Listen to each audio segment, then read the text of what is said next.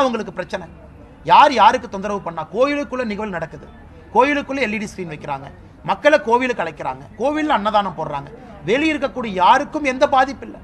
இப்போ நீங்கள் ஒன்று இந்த மாதிரி பண்ண ஆரம்பிச்சிங்கன்னா, இல்லை இங்கே இஸ்லாமியர் ஒருவர் வாழ்கின்றார், கிறிஸ்தவர் ஒருவர் வாழ்கின்றார், அதற்காக நாங்கள் அனுமதி கொடுக்கல, காவல்துறை ரிஜெக்ட் பண்ண எல்லா பெட்டிஷன்லையும் ஸ்டாண்டர்டாக அந்த வார்த்தை இருக்கு.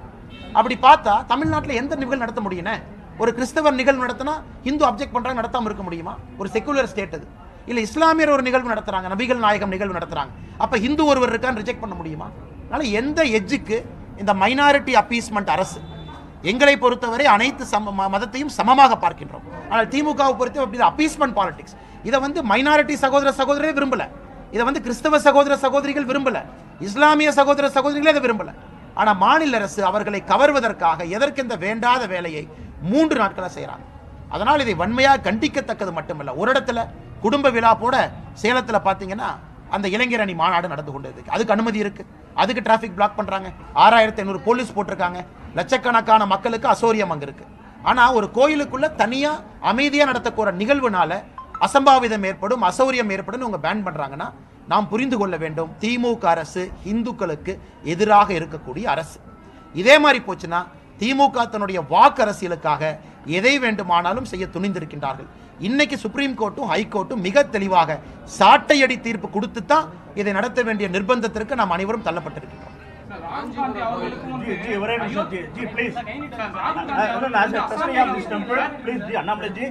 ஆனா அவர் என்ன கேக்குறாருன்னா, பிரீஃப் பண்ணியாச்சு, அரசியல் பேசாதீங்க.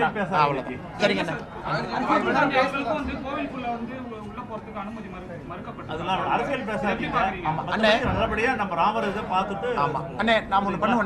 நிகழ்வு முடிச்சுட்டு வெளியே வந்து உங்க கேள்விகளை பதில் சொல்றேன். ஏன்னா நம்ம இதை ஃபர்ஸ்ட் இன்ஃபர்மேஷனா கொடுத்தோம். நம்ம ட்ரஸ்டி என்ன சொல்றேன்னா, நீங்க வேண்டாம், நீங்க அரசியல் கேள்வி கேட்கறீங்க, நான் அரசியல் கேள்வி சொல்றேன், அதனால வெளியே பார்க்கலாம். நிகழ்வு முடிச்சுட்டு நம்ம வெளியே பார்க்கலாம். ரொம்ப நன்றி, ரொம்ப நன்றி. போலீஸ்க்கு லெட்டர் கொடுத்திருக்காங்க, ஏற்கனவே நேற்று கொடுத்த கடிதத்தில் திடீர்னு எல்இடி வைக்கிறது அங்க பிரச்சனையா இருக்கு. கரெக்ட்டுங்கண்ணா. சார் இது வந்து அரசியல் இல்லை, இருந்தாலும் அந்த கேள்வி பதில் சார். நான் பிரைவேட் டெம்பிள் அண்ணே, இது வந்து உண்மைதான். அதாவது பிரைவேட் டெம்பிள்ல நீங்க எல்இடி வைக்கக்கூடாது, private hall.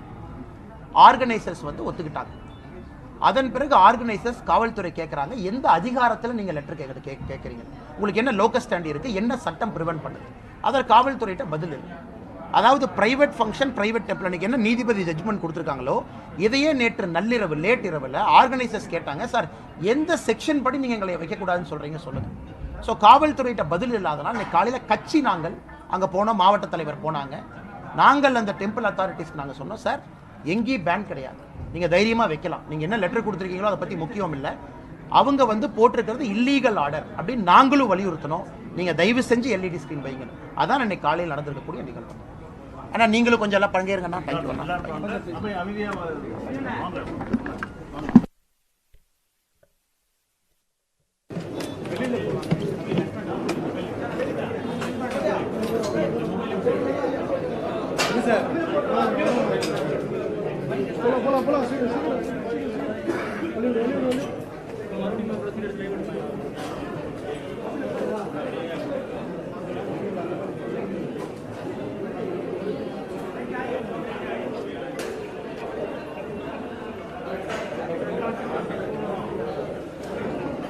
Hello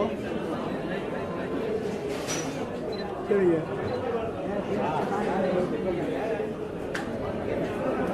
sir, sir அதான் சொல்கிறேன் சார், பார்த்தான நிதியில் மாட்டிட்டு சார் பண்ண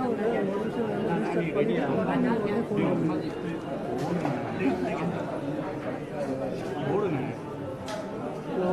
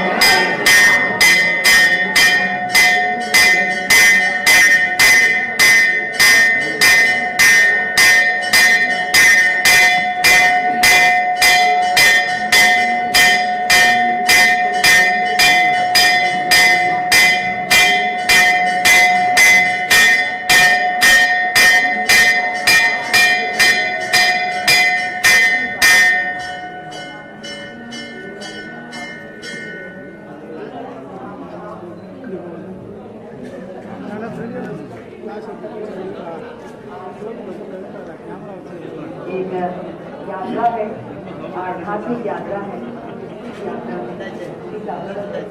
दूसरा है शब्दों में बयां करना,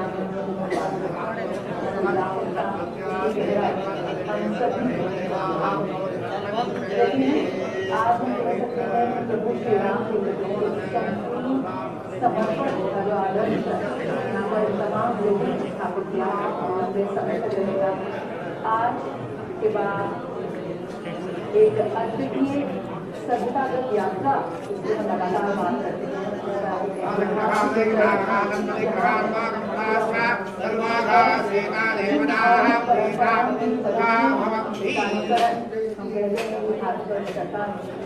वो सिर्फ एक पद्धतियाँ नहीं है, सिर्फ एक रिवाज नहीं है, जीवन जीने की एक शैली है। एक त्याग की भावना से प्रेरित होकर हम कह सकते हैं आध्यात्म की अलग बड़ा है, जिससे आज गुजरते हुए नजर आ रहे हैं तमाम वो लोग जो आज इस ऐतिहासिक क्षण का हिस्सा बनने जा रहे हैं। भारत कहा जाता है पूरे विश्व को शांति का संदेश देने के लिए, आध्यात्म का संदेश देने के लिए। और बहुत बहुत आभार तमाम उन लोगों को जिनकी अथक प्रयासों और मेहनत से आज हम तमाम लोग इस ऐतिहासिक क्षण का साक्षी बनने जा रहे हैं। आज भारतीय विरासत एवं संस्कृति को और समृद्ध करने की दिशा में हम एक बहुत बड़ा कदम आगे बढ़ा रहे हैं। को एक और नए पायदान पर ले जाता हुआ ये ऐतिहासिक क्षण, इसको हम तस्वीरों में देख रहे हैं।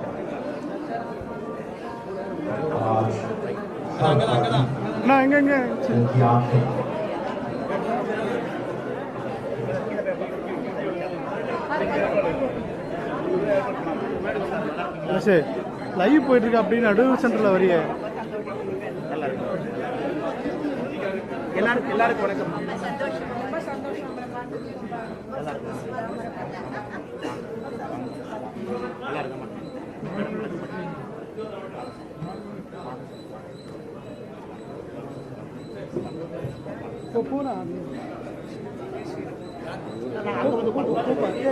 சொல்றியா very good to see you. Welcome to you, sir.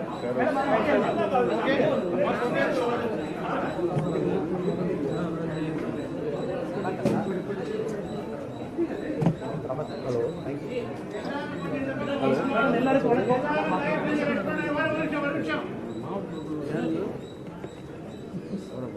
ஒண்ணு போக இல்ல வழி ஹலோ தயவு செஞ்சு கொஞ்சம் கிராஃப்ட் ஆகாம எல்லாருமே கொஞ்சம் கன்வீனியன்ட்டா இருக்கும். வந்திருக்கக்கூடிய பாக்கி உள்ள outside media people and other person நீங்களும் கொஞ்சம் கோஆபரேட் பண்ணுங்க. இந்த இடம் ரொம்ப சின்ன இடம், அதனால எல்லாருமே கோஆபரேட் பண்ணினா நம்ம எல்லாரும் இன்னைக்கு என்ன பர்பஸோ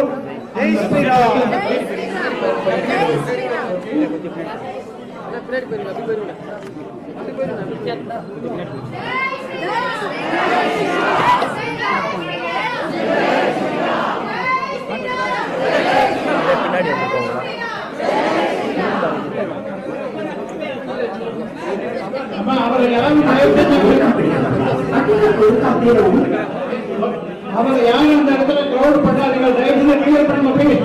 அந்த இடத்தை கிளியர் பண்ணுங்க. அந்த இடத்தை தயவு கிளியர் பண்ணுங்க. ராமர் சிலை வந்து உத்தரநாட்டின் ராமநாதன் என்று சீக்கிரவை கோயிலானது சிறப்பு பார்க்கும்போது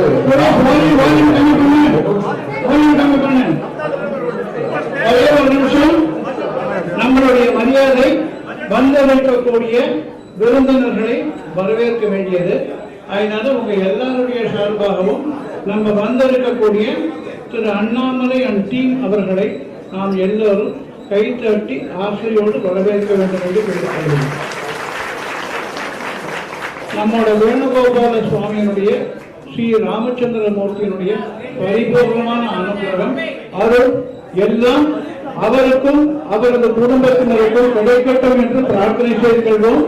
இப்பொழுது உங்கள் அனைவருக்காகவும் அவரை ஒரு சில வார்த்தைகள் இங்கே வந்து பேசுமாறு அழைக்கிறேன்.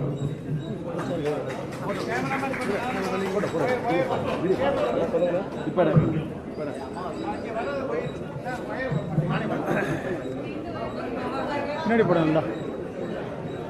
அப்படியாமா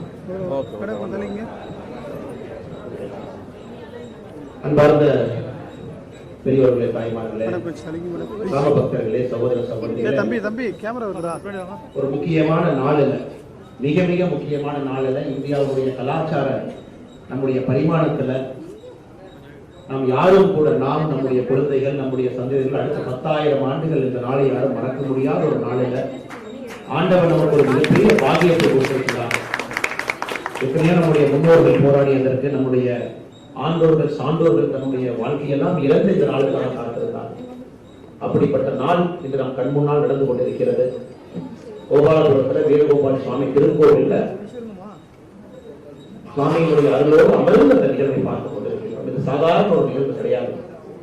எங்களையும் இங்கே அழைத்து உங்களோடு அமர்ந்து இந்த அற்புதமான இந்த தருணத்தை பார்ப்பதற்காக அழைத்த இந்த கோவிலுடைய எல்லா அறங்குழு தலைவர்களுக்கு என்னுடைய நன்றிகளை தெரிவித்து, இது சாதாரணமாக இது நடக்கவில்லை. மிகப்பெரிய போராட்டத்திற்கு பிறகு, சட்ட போராட்டத்திற்கு பிறகு, இந்தியாவில் பல இடங்களில் பல முக்கியமான நிகழ்வுக்கு பிறகு இந்த நடந்திருக்கிறது. அதுவும் கூட இந்த முக்கிய எஜமானாக, இந்த நிகழ்வில் இருக்கக்கூடிய 11 எஜமான முக்கிய எஜமானாக நம்முடைய பாரத பிரதமர் நரேந்திர மோடி அவர்கள் இந்த நிகழ்வில் இருப்பது மிகப்பெரிய ஒரு சிறப்பாக கூட நாங்கள் கருதுகிறோம். நம்முடைய பிரதமர் அவர்கள் இந்த நிகழ்வுக்கு தன்னை தயார்படுத்துவதற்காக 11 நாட்கள் ஒரு கடுமையான ஒரு அஸ்தான நிகழ்விலிருந்து, விரதத்திலிருந்து தன்னுடைய உடலை எல்லாம் வருத்தி கொண்டு இந்த நிகழ்வில் பங்கேற்கிறார். கடந்த 2 நாட்களாக என்னை போன்ற எளியவர்கள், சிறியவர்கள் அந்த அருகில் இருந்து பார்ப்பதற்கு ஒரு வாய்ப்பு. பிரதமர் எந்த அளவுக்கு கஷ்டப்படுறாங்க அந்த அனுஷ்டானத்தில் என்று 2 நாட்களாக பார்ப்பதற்கு ஒரு வாய்ப்பு. அதை சொன்னால் என் கண்ணிலிருந்து எங்கேயோ இடத்துல தண்ணீர் வர ஆரம்பிக்கிறது. ஒரு மனிதன் இந்தியாவுடைய பிரதம மந்திரி தனக்கு கொடுக்கப்பட்டிருக்கக்கூடிய பொறுப்பை சிறப்பாக நடத்துவதற்காக தன்னுடைய உள்ளத்தையும் உடலையும் தயார் செய்து, அதுவும் தன்னுடைய பயணத்தில், ஆன்மீக பயணத்தில் கடைசி 2 நாட்கள் தமிழகத்துல ஸ்ரீரங்க பெருமாளை சந்தித்து அருளை பெற்று ஆசியை பெற்று அதன் பிறகு தாயாரை சந்தித்து விட்டு அந்த மண்டபத்திலிருந்து வெளியே ராமானுஜ மண்டபத்தை நோக்கி நடந்து செல்ல ஆரம்பிக்கும் பொழுது நீங்க நம்ப மாட்டீங்க, திடீர் என்ற ஒரு 2 நிமிஷம் மழை பெய்யுது. அது சாட்சியாக நாங்கள் ஒரு 10 பேர் அந்த கோயிலுக்குள் இருக்கிறோம். எஸ்பிஜி எல்லாம் கொடையை தேடி ஓடுறாங்க. மழை வருவதற்கு வாய்ப்பே இல்லை, மழையை பெய்வதற்கு வாய்ப்பே. அவருடைய பாதுகாப்பு அதிகாரிகள் கொடையை தேடி கொண்டு ஓடிக்கொண்டிருக்கிறார். கரெக்டா 2 நிமிடம் தூரல். ராஜாக்களுக்கு ராஜாவாக இருக்கக்கூடிய ஸ்ரீரங்க பெருமான் தன்னை சந்தித்து அருள் பெற்ற பாரத பிரதமர் நரேந்திர மோடி அவர்கள் வெளியே செல்லும் பொழுது வாழ்த்தி, மலை மூலமாக வர்ண பகவானுடைய வாழ்த்தி அனுப்பிவிட்டார். அந்த காட்சியும் பார்ப்பதற்கு ஒரு வாய்ப்பு. அதன் பிறகு ராமேஸ்வரத்துக்கு போனாங்க. நீங்கள் அனைவரும் கூட பார்த்து, குறிப்பாக சமுத்திரத்துல அவருடைய ஸ்நானமாக இருக்கட்டும், 22 கிணற்றுல அந்த எல்லா நடைமுறையும் பின்பற்றி, குறிப்பாக ஸ்ரீரங்கம் கோவில்ல 13ஆம் நூற்றாண்டிலே எந்த மண்டபத்திலே கம்பர் ராமாயணத்தை ஏற்றினாரோ அதே மண்டபத்தில் அமர்ந்து எம்.எஸ். சுப்புலட்சுமி அம்மாவுடைய பேரன் சிக்கல் குருச்சரன் அவருடைய கர்நாடிக் இசையில கம்பராமாயணத்தை கேட்டு, இலங்கையிலிருந்து வந்த கம்பவார்த்தி ஜெயராஜ் ஐயா, ப்ரொஃபசர் ஞானசுந்தரம் ஐயா, டாக்டர் பிரியா ராமச்சந்திரன் அம்மா, நம்ம இங்க சைல்ட்ரஸ் ஹாஸ்பிட்டல் 3 பேரும் மிக அற்புதமான கம்பராமாயணத்தை பிரதமர்கிட்ட சொன்னாங்க. பிரதமர் சொன்னார், என்னுடைய வாழ்க்கையிலே உயிர் இருக்கும் வரை கம்பர் மண்டபத்திலே நான் கம்பர் ராமாயணத்தை கேட்டதை நான் மறக்க மாட்டேன் என்று சொல்லிவிட்டு அந்த கம்பர் மண்டபத்திலிருந்து நடந்து போனார். அதையெல்லாம் அருகிலிருந்து பார்ப்பதற்கு சில பேருக்கு வாய்ப்பு கிடைச்சது. அப்படிப்பட்ட ஒரு கடுமையான விரதத்தை இன்று காலை டிவியில ராமகிருஷ்ண மடத்தினுடைய சுவாமிகள் காலையில டிவியில பேசியிருக்காங்க. பிரதமர் அவர்கள் தங்கியிருந்த ராமேஸ்வரம் ராமகிருஷ்ண மடத்துல ஒரு துண்டை கூட விரிக்காம தலையிலே படுத்து தூங்கினாங்க. எப்படிப்பட்ட ஒரு மகா நமக்கு கிடைத்திருக்கிறார், எப்படிப்பட்ட பிரதமர்கள் நாளுக்கு கிடைத்திருக்கின்றோம். அவரும் முக்கிய எஜமானாக இந்த நிகழ்வு நடத்தலாம். சரித்திரத்தில் நின்று கொண்டிருக்கின்றோம், சாட்சியாக நின்று கொண்டிருக்கின்றோம். சின்ன சின்ன அசம்பாவிதங்கள் நேற்று முன்னாடி நடந்துச்சு, கோயில் நம்ம அரசியல் பேசக்கூடாது, அதையெல்லாம் தாண்டி நம்முடைய பக்தி இன்னைக்கு இந்த நிகழ்வை தமிழகத்திலே நடத்தி காட்டிக் கொண்டிருக்கிறது. தமிழகத்தில் பட்டி தொட்டி எல்லாம் ஒரு எழுச்சி, ஒரு முதல் முறையாக இந்து எழுச்சி. இந்து எழுச்சி தமிழகத்திலே வராது என்று சொன்னவர்களுக்கெல்லாம் ராமன் இந்து எழுச்சியை காட்டியிருக்கிறார். பட்டி தொட்டியில் எல்லாம் அது ஸ்ரீரங்கத்துல அங்க இருக்கக்கூடிய மக்கள் பிரதமரை எப்படி நீங்க வரவேற்றார்கள் என்று பார்க்க வேண்டும் என்று வயசான பாட்டி, 90-94 அகவை இருக்கக்கூடிய பாட்டி ரோட்ல சேர் போட்டு 3 மணி நேரம் 4 மணி நேரம் அமர்ந்திருந்தார் ஸ்ரீரங்கம் வீதியில பிரதமரை பார்ப்பதற்காக. மிகுந்த மகிழ்ச்சி, மற்றற்ற ஒரு சந்தோஷம். உங்களோடு சேர்ந்து பார்ப்பதற்கு எங்களுக்கு ஒரு பெரிய பாக்கியம். அனைவரும் சேர்ந்து ராமராஜ்யத்தை நோக்கி செல்ல வேண்டும். என்னுடைய அம்மான வேண்டுகோள், எத்தனையோ நம்முடைய கடவுள்கள் இருந்தாலும் கூட எந்த கடவுளும் ஆட்சி செய்த ஒரே ஒரு கடவுள் ராமபிரான். அதனால்தான் ராமராஜ்யம் என்று சொல்லுகின்றோம். ராமராஜ்யம் என்றால் ஒரு கடவுள் ஆட்சி செய்தால் எப்படி இருக்குமோ, ஒரு நாடு எவ்வளவு சுபிக்ஷமாக இருக்குமோ, அந்த ராம ராஜ்யத்தை பார்ப்பது கடவுளுடைய ஆட்சியை பார்க்க வேண்டும்.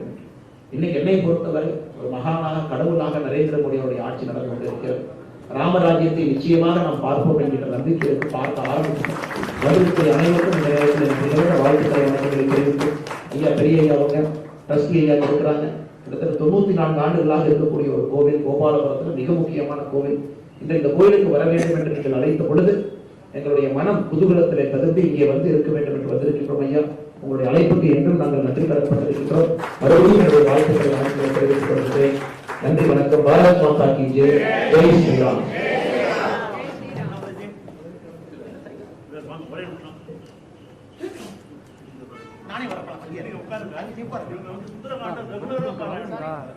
இவங்க வந்து மிஸ்ஸஸ் வசந்தா பார்த்தசாரதின்னு சுந்தரகாண்டம், நாராயணியம், இந்த இதெல்லாம் இவங்களிடம் தான் பாராயணம் பண்ணிட்டு இருக்கக்கூடிய எங்க கோவிலுடைய டிவோட்டிஸ் இவங்க.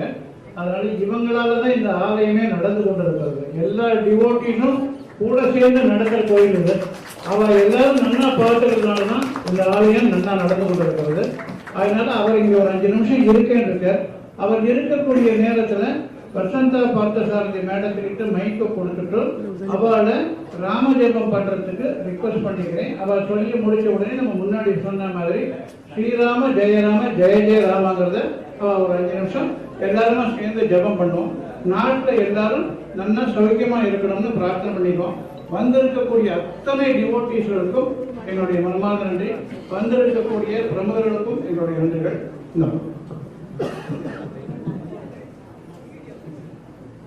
श्री राम जय राम जय जय राम, श्री राम जय राम जय जय राम, श्री राम जय राम जय जय राम, श्री राम जय राम जय जय